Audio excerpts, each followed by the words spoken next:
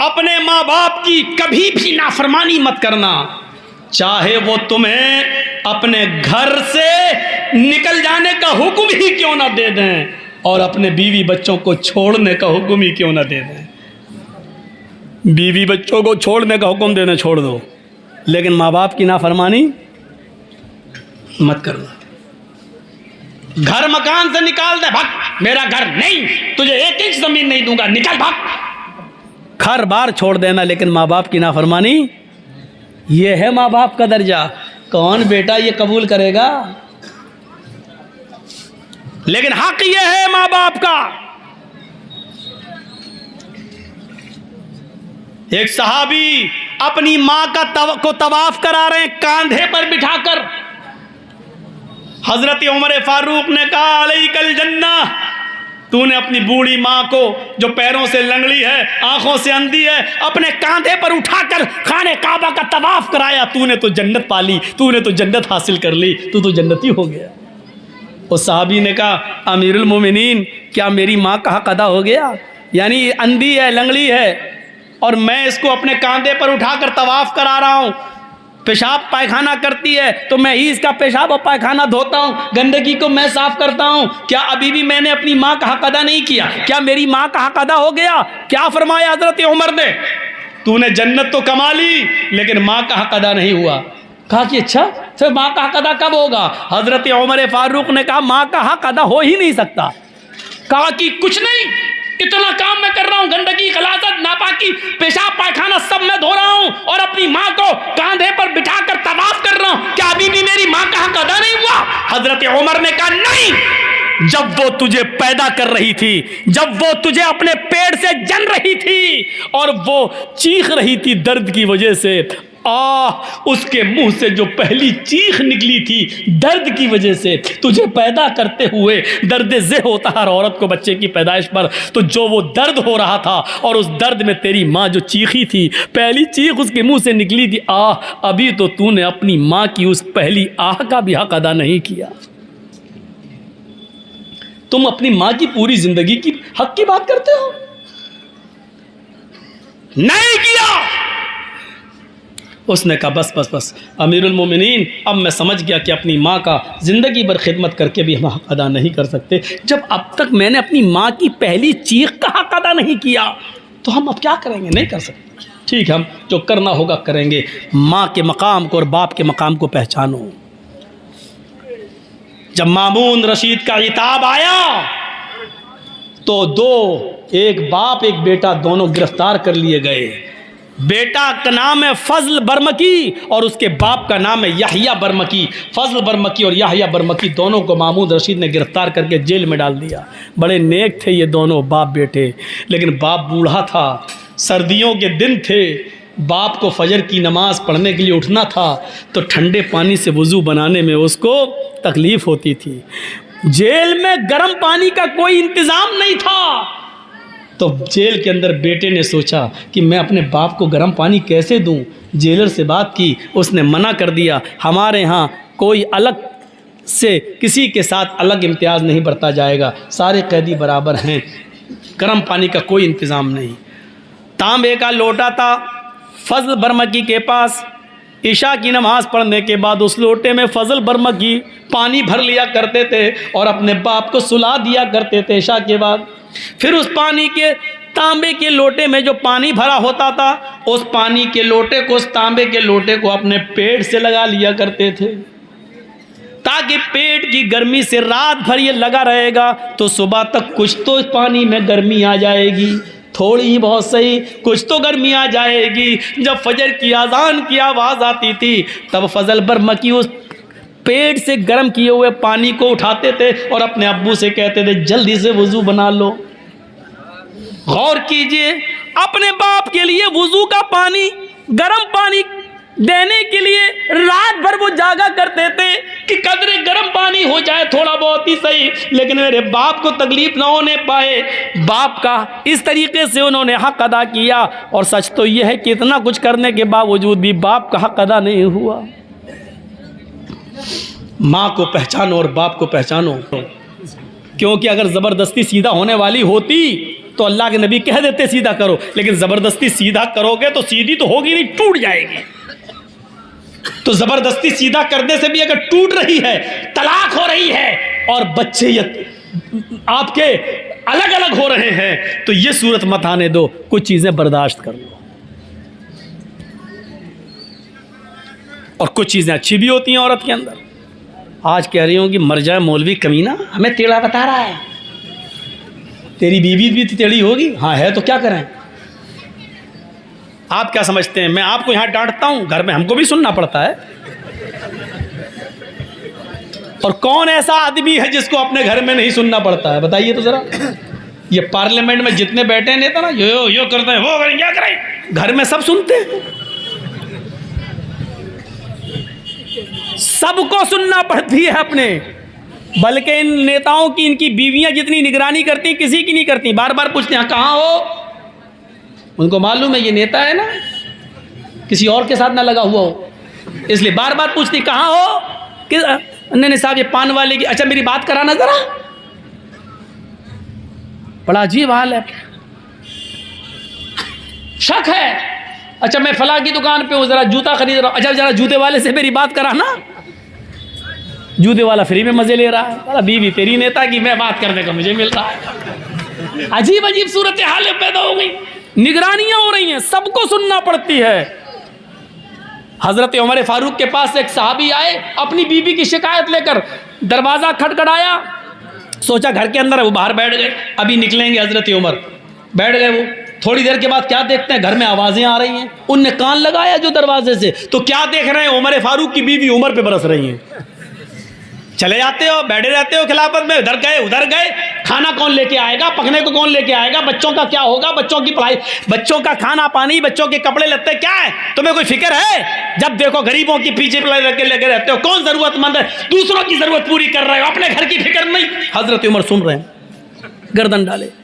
इसने देखा है ये क्या करेंगे, दूर हमारी शिकायत, हम तो अपनी बीवी की शिकायत लेके आए, ये क्या करेंगे, बोर्ड के चला गया बेचारा, जाने लगा।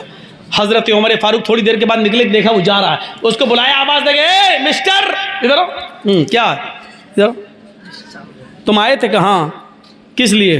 का कुछ नहीं, वो अब मैं जा रहा हूँ। अरे तुम कुछ शिकायत लेके आए थे ना? नहीं नहीं नहीं, अब मैं जा रहा हूँ। बताते क्यों नहीं हो? आए थे शिकायत लेके और चल दिए। कुछ बात हो तो बताओ ना, क्या बात है? मैं अमीरुल मोमिनीन हूँ, लोगों का खादिम हूँ, मैं आपके ही काम के लिए बैठा हुआ हूँ, बताओ क्या जरूरत है? कहने लगा, अमीरुल मोमिनीन जिस काम के लिए आया था वो काम आपके बस का नहीं है। मेरे बस का नहीं? कहा वो मैं देख लिया हूं, अब मुझे जाने दीजिए। कहा हुआ क्या ये तो बताओ। कहा अमीरुल मोमिनीन मेरी बीवी मेरे ऊपर रोज चढ़ जाती है, डांटती है, फटकारती है, उल्टा सीधा बोलती है। मैं अपनी बीवी की शिकायत लेके आया था, लेकिन देख रहा हूं कान लगा के सुना तो आपकी बीवी आपको डांट रही है, उल्टी गंगा बह रही है। तो आप कुछ बोल ही रहे, आप सुन रहे, चुपचाप खामोश बैठे। 22 लाख मुरब्बा मील पर हुकूमत करने वाला भी अपनी बीवी की सुन रहा है। ये तो शुक्र मनाए कि इसकी बीवी है नहीं, वरना आधी परेशानियां दूर हो गई होती। क्योंकि जो आदमी बीवी की परेशानियां सह चुका हो वो आदमी जानता है परेशानी क्या है। इसलिए जिसको घर में परेशान करने वाली बीवी नहीं होती वो दूसरों को परेशान करता है। देखना इस जुमले को कैसे एडिट करेंगे लोग, देखिएगा इस जुमले को कैसे बनाए। मौलाना, इस जुमले को जानते हो कैसे लिखेंगे? मौलाना ने मोदी को क्या कहा, इस तरीके से यूट्यूब में डालेंगे। इसी चीज से मुझे डर लगता है, इसलिए न ज़्यादा मंत्र पढ़ रहा हूं, न मैं नाम ले रहा हूं किसी का। ये हालत है मेरे साथ। मैं नहीं चाहता था कि मैं समझौता करूं, लेकिन करना पड़ रहा है मुझे हालात के साथ। इतना तो कोई नहीं परेशान करता है। तो मेरे भाइयों, अब वक्ती तौर पे एक बात आ गई, मैंने कह दी। अब इसका ये मतलब थोड़ी कि आप उसका फोटो मेरे फोटो के साथ बना देंगे। मौजू ये होना चाहिए कि इस्लाम ने औरत को क्या मकाम दिया है, ये होना चाहिए। एक ये मौजू ना होकर क्या मौजू होगा, मौलाना ने मोदी को ललकारा, ये बनाते हैं यूट्यूब। अब बताइए, इसको जब लाखों लोग देखेंगे तो जो उसके फ़ैन हैं क्या कहेंगे? कहीं कहीं मुकदमा, ज़रूरी नहीं है कि हम बिहार में बोलें तो बिहारी पर मुकदमा हो, कोई भी आदमी कहीं भी मुकदमा दायर कर सकता है, ये कानून है हिंदुस्तान। बिहार में होंगे तो चलो आप लोग निपटा लोगे, बंगाल में होंगे तो चलो ममता दीदी हैं, लेकिन कहीं और अगर हो गया और जहाँ बीजेपी की हुकूमत है वहाँ अगर मुझ पर मुकदमा हो गया तो कौन है? कोई नहीं आता साथ। मैंने सबको देखा है। सुनते वक्त मौलाना आप ये नहीं बोले, आज मज़ा नहीं आया, आज उसको नहीं बोले, बहुत कहने वाले मिलेंगे। जब परेशानियाँ आती हैं और जब कोई जेल में चला जाता है तो कोई साथ नहीं आता है। यकीन मानना, अगर मेरा नहीं उनसे मिलने नहीं जाए, क्यों? सीआईडी मेरे पीछे लग जाएगी। मौलाना जर्जी से इसके क्या ताल्लुक़ है, ये क्यों मिलने गया था? सबको देख लिया है। आपको भी मशवरा देता हूं, जो कुछ भी करना है अपने बलबूते पे करना है। ये मत सोचना कि आपको परेशानी आई, आप कभी जेल में चले गए तो दूसरे आपकी मदद करेंगे। दूसरों पर कभी भरोसा मत करना। आपके अंदर अपनी कैपेसिटी हो, बर्दाश्त करने की अपनी क्षमता हो तो आप कदम उठाइएगा, नहीं तो दूसरों के भरोसे पर मत रहिए। तो हज़रत उमर फारूक से कहा कि आप तो खुद ही परेशान हैं, मैं जा रहा हूँ। हज़रत उमर ने कहा अच्छा सुनो, शादी हो गई? हाँ। बच्चे हैं? हाँ। बच्चे किसके हैं? उसने कहा मेरे। दूध किसने पिलाया? कहा मेरी बीवी ने। दूध पिलने का पैसा दिया? कहा नहीं। खाना कौन पकाता है? कहा बीवी। कहा तुम्हें मालूम है बच्चे बाप के होते हैं, अगर माँ उसकी दूध ना पिलाए तो बाप ज़बरदस्ती दूध नहीं पिलवा सकता। अगर माँ ये कहे बीवी कि मुझे आपके बच्चे को दूध पिलाना है, मुझे इतना रुपया महीना चाहिए, तो आपको उतना रुपया महीना देना पड़ेगा, दूध पिलाई। दिया तुमने? नहीं। कहा वो हमारे बच्चे को दूध पिला देती है, पैसा भी नहीं लेती है। बच्चे आपके हैं, पेशाब करें तो आप धुलाओ, लेटरिन करें तो आप धुलाओ, कौन धुलाता है? कहा मेरी बीवी। कहा अगर वो ये कहे कि आपके बच्चे ने गंदगी की, आप धुलाइए, तो आप ही को धुलाना पड़ेगी, लेकिन वो धुला देती है। खाना कौन बनाता है? कहा बीवी। का जब निकाह हुआ था तो तुमसे खाना पकाने की शर्त नहीं थी, उसमें यह था कि इतने इतने रुपए महर के एवज तुम्हारे साथ निकाह किया जा रहा है, क्या तुमने कबूल किया? इतने इतने रुपए महर के एवज तुम्हारे निकाह में, अलावा नान नफका, तुम्हारे निकाह में फला की बेटी के साथ तुम्हें निकाह हो रहा है और पढ़ा दिया गया, क्या तुमने कबूल किया? अलावा नान नफका, 5,000 रुपये महर, 10,000 रुपये महर, अलावा नान नफका, 2 तोले सोना अलावा नान नफका, ये होता है 4,000 रुपया, 2,000 रुपया महर, सिक्का राइजुल वक्त, अलावा नान नफका, ये लिखा जाता है रजिस्टर पर। अलावा नान नफका का मतलब जानते हो? अलावा यानी 5,000 रुपये, ये तो नकद आपको देना पड़ेगा बीवी को जो महर है। अलावा नान नफका, अलावा नान नफके का मतलब रोटी और कपड़ा और खर्चा, कपड़ा खर्चा, दवा, ये सब आपकी जिम्मेदारी है। खाना आपकी जिम्मेदारी है। अगर आपकी बीवी खाना नहीं बनाती है तो आप ज़बरदस्ती नहीं बनवा सकते हो, चल खाना पका, नहीं। वो कह सकती है नहीं हम नहीं पकाएंगे, जाओ क्या कर लोगे। कहने लगा अमीरुल मोमिनीन, खाना पकाना बीवी की जिम्मेदारी नहीं है? कहा नहीं। बच्चे अच्छे धुलाना बीवी, ठीक है ठीक है, हमको बता दिया यही ठीक है। कहीं मेरी बीवी को मत बता देना, हम जाके सुन लेंगे थोड़ी बहुत बातें। अगर ये बता दिया तो सर पे चढ़ जाएगी, कल से खाना भी हमें बनाना पड़ेगा, पेशाब पैखाना भी हमें धोना पड़ेगा। हज़रत उमर ने कहा कि जब वो सब कुछ कर देती है तो थोड़ी सुन लिया करो, जाओ थोड़ी सुन लिया करो, इतना भी नहीं सुन सकते हो? कहा नहीं सुन लूँगा, थोड़ी नहीं, अब तो जितनी सुनाएगी उतनी सुन लिया करूँगा। ठीक है आपने मुझे बता दिया, खाना पकाने से तो बेहतर है, पेशाब पैखाना धोने से तो बेहतर है, सुन लूँ, सुनने में क्या जा रहा। ऐसा ही होना चाहिए। अल्लाह के रसूल किस तरीक़े से अपनी बीवी के साथ रहे। नाराज़ हो गई अम्मा आयशा। एक बार अल्लाह के रसूल के पास खजूर आया तो अकेले नहीं खा रहे हैं, आयशा नाराज़ हैं, पहल खुद कर दी, आयशा लो खाओ। अब वो गुस्से में थी, नहीं खाऊंगी, भोग नहीं है, चेहरा फेर लिया। अल्लाह के रसूल उधर से आए, इधर आ गए, आयशा चलो गुस्सा थूको, लो खाओ। यानी उन्होंने चेहरा इधर किया तो अल्लाह के रसूल उठ के इधर आ गए। हम लोग होते और नाराज़ होती हमारी बीवी तो क्या होता?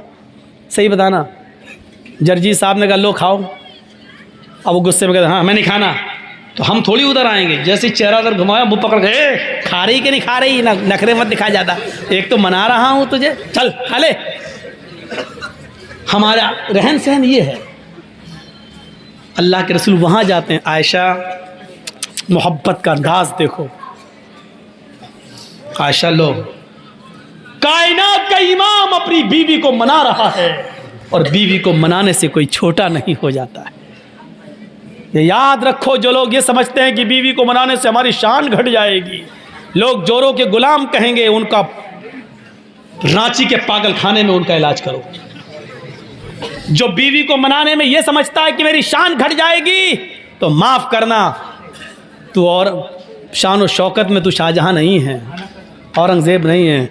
कायनात का इमाम बीवी को मना रहा है, अल्लाह का प्यारा नबी बीवी को मना रहा है, और अल्लाह के बाद जिसका मकाम और मर्तबा सबसे बड़ा हो वो अपनी बीवी को मना रहा है। लो खाओ। आयशा गुस्सा थूको। उन्होंने फिर इधर चेहरा कर लिया, मैंने कहा ना कि मुझे भूख नहीं लग रही है। फिर चेहरा इधर आ गए। अब गले में हाथ डाल लिया, सर पे। आयशा नहीं, चलो मुंह खोलो। अब आप ये भी नहीं कह रहे लो, अब आप क्या कह रहे हैं, मुंह खोलो, चलो कुली बिस्मिल्लाह, चलो अल्लाह का नाम लेकर खाओ।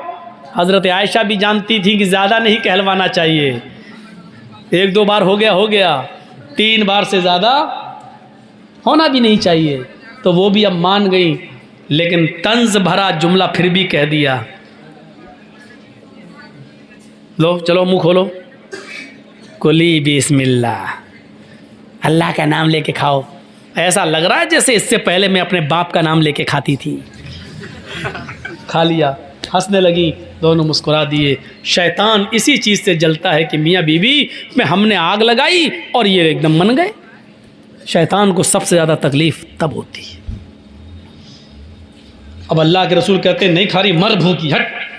तो क्या होता, वो उधर टेढ़ी तो है ही औरत जात, और हम और छोड़ देते तो तलाक पे नौबतें आ जाती हैं। तो तलाक पे नौबतें नहीं आने दीजिए मेरे भाइयों, मनाओ। अल्लाह के रसूल अपनी बीवी के साथ जब चल रहे हैं और कोई नहीं है, एक बाग, एक जंगल से गुजर हो रहा है, बाग से, हदीका, गार्डन से, तो अल्लाह के रसूल ने, हज़रत आयशा ने कहा अल्लाह के नबी चलो ज़रा दौड़ते हैं, कौन आगे निकल जाए।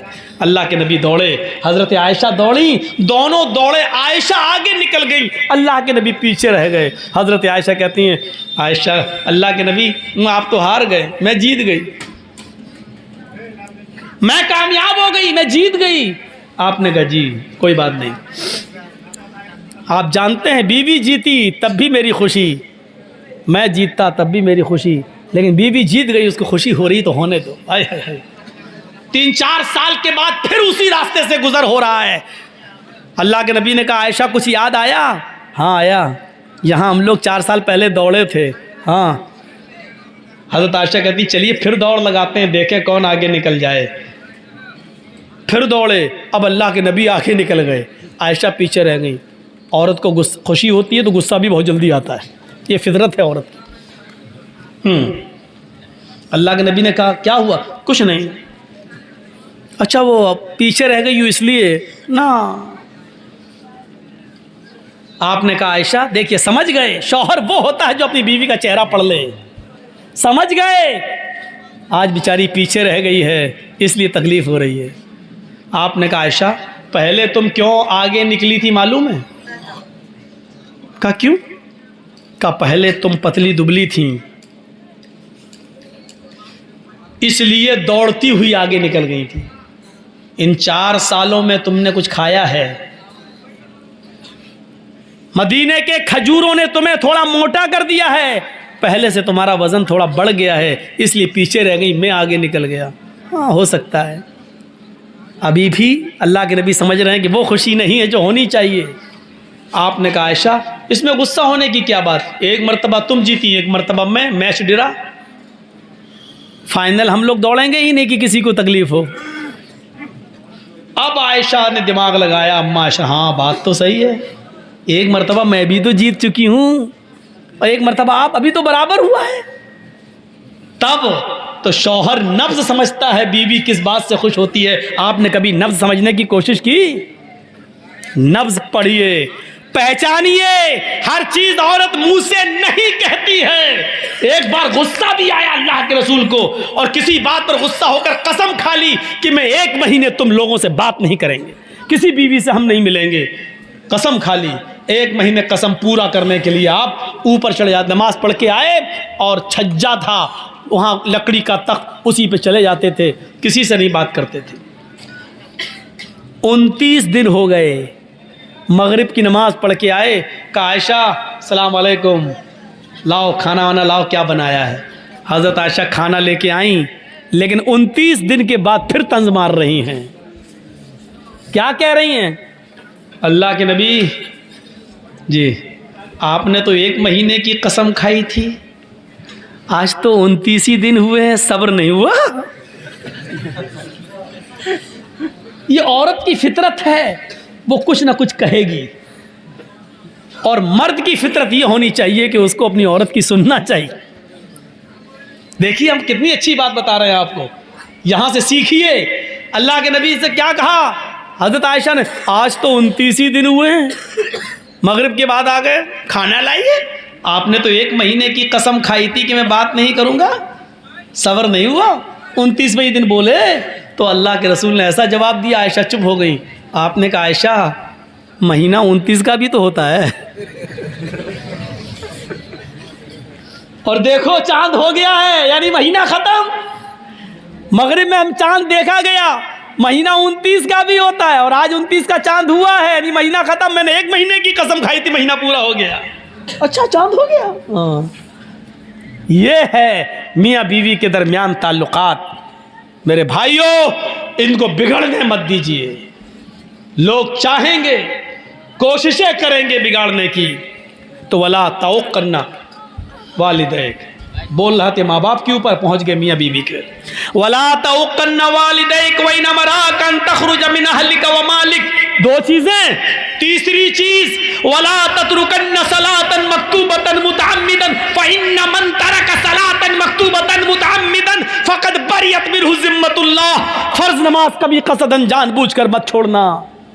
जो फर्ज नमाज जानबूझकर छोड़ देता है, अल्लाह रब्बुल आलमीन के ऊपर से उसकी जिम्मेदारी उठ जाती है, फिर अल्लाह को उसकी कोई फिक्र नहीं होती। फर्ज नमाज कभी जानबूझकर मत छोड़ना। जंग हो रही है लेकिन सहाबा नमाज नहीं छोड़ रहे। अगर 500 आदमी जंग लड़ रहे हैं, अजान का टाइम हो गया तो 250 लोगों ने मोर्चा संभाल लिया और 250 लोग नमाज पढ़ने में मसरूफ हो गए। जब ये 250 नमाज पढ़ चुके तो इन्होंने मोर्चा संभाल लिया और जो लड़ रहे थे उन्होंने नमाज पढ़ना शुरू कर दी। मेरे भाइयों, जंग हो रही है लेकिन साहबा ने नमाज नहीं छोड़ी। नमाज किसी भी कीमत पर माफ नहीं। जर्जीस साहब को आरएसएस के कुछ गुंडे पकड़ के बांध दें, पेड़ से बांध दें, लाठी डंडे बरसाएं, हाथ पैर बंधे हैं, अभी जिंदा हैं जर्जीस साहब और अजान का टाइम हो चुका है।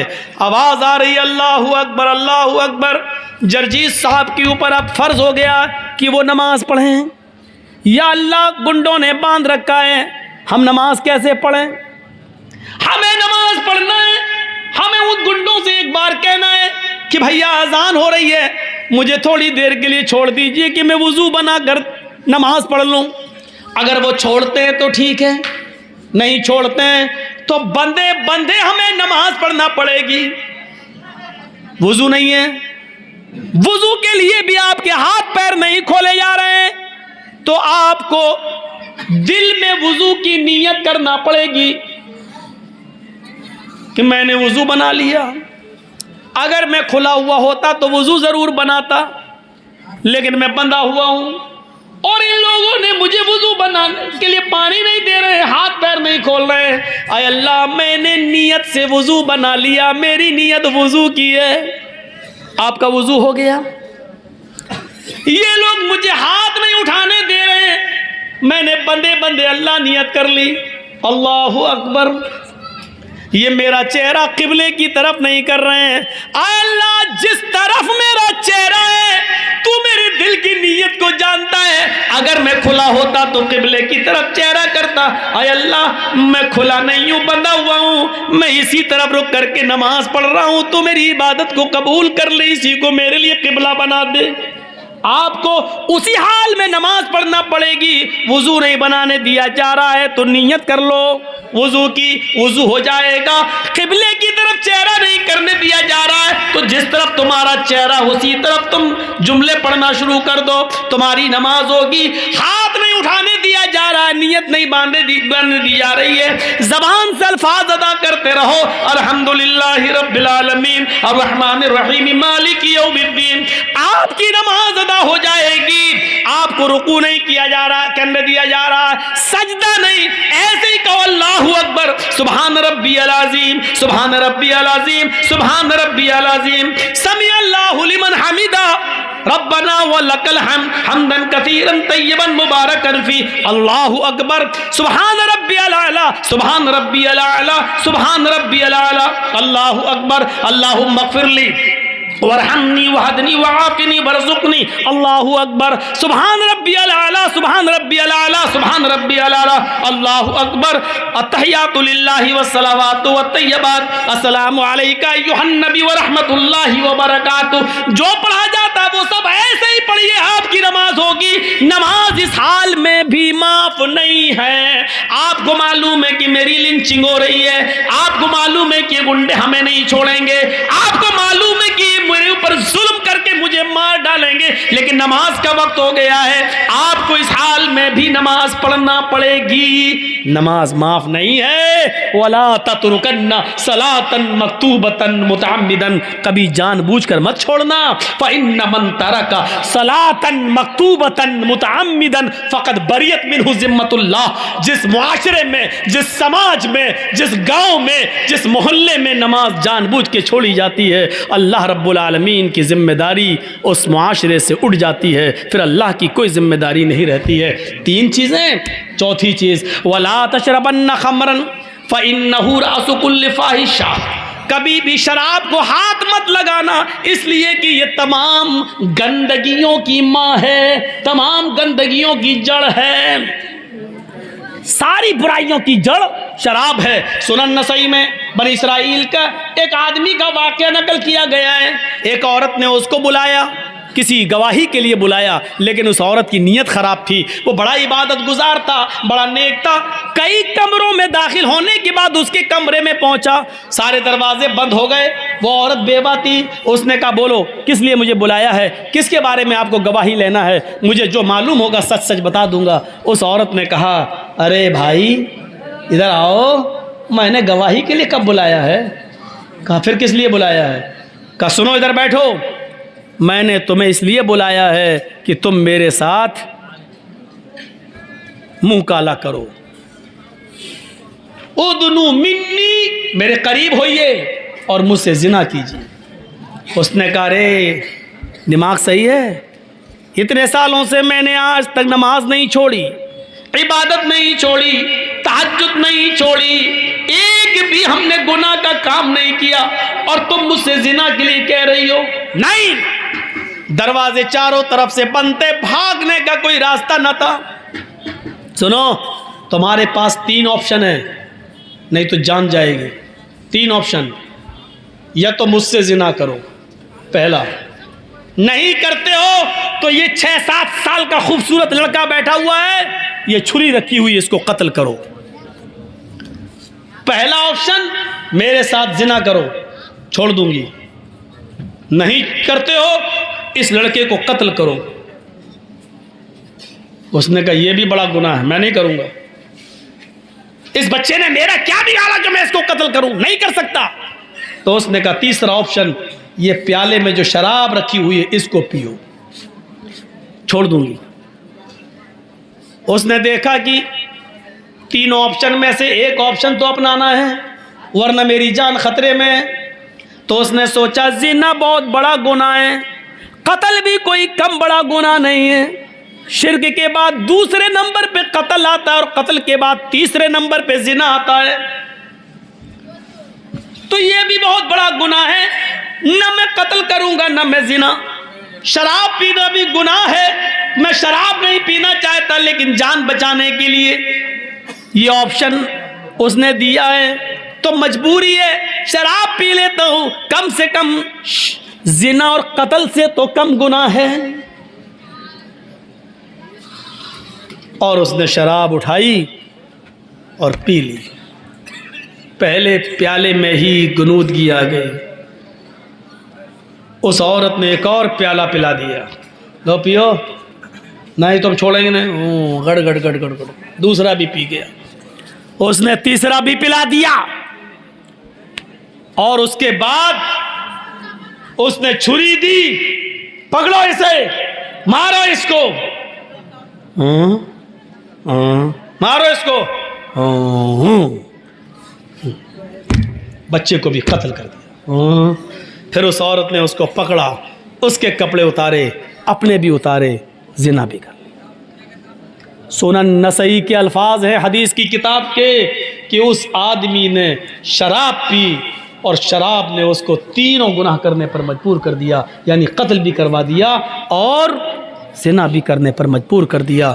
वरना एक जिना कर लेता, बच जाता, जान बच जाती, दो गुनाह से बच जाता, औरत भी खुश हो जाती, बाद में जाके तौबा कर सकता था। लेकिन उसने ये सोचा कि शराब कत्ल और जिना से छोटा गुनाह है, लेकिन ये नहीं समझ पाया कि शराब तमाम गुनाहों की माँ है, तमाम बुराइयों की जड़ है। इसलिए उसने शराब पी और शराब पीकर उसने तीनों काम कर डाले। शराब पीकर शराब पिया और शराब पीकर कत्ल किया, कत्ल के बाद जिना किया। एक काम करवाया जा रहा था लेकिन शराब ने उससे तीनों काम करवा लिए। इसलिए अल्लाह के नबी ने फरमाया कि शराब के करीब मत जाओ, कभी शराब मत पियो, इसलिए कि तमाम बुराइयों की जड़ है। कितने नौजवान शराब पीकर अपने घर में आकर अपनी माँ को चुप कुतिया, छिनाल, रंडी, पता नहीं क्या क्या अपनी माँ को बोलते हैं अपनी जबान से। ये शराब, तसव्वुर करो तुम्हारे कलेजे कैसे बर्दाश्त कर लेते हैं कि शराब पीकर तुम अपनी माँ के सामने आ जाओ, अपनी बहन के सामने आ जाओ और उन्हीं को माँ बहन की गालियां दो। ये तुम्हारे ज़मीर कैसे गवारा कर लेते हैं।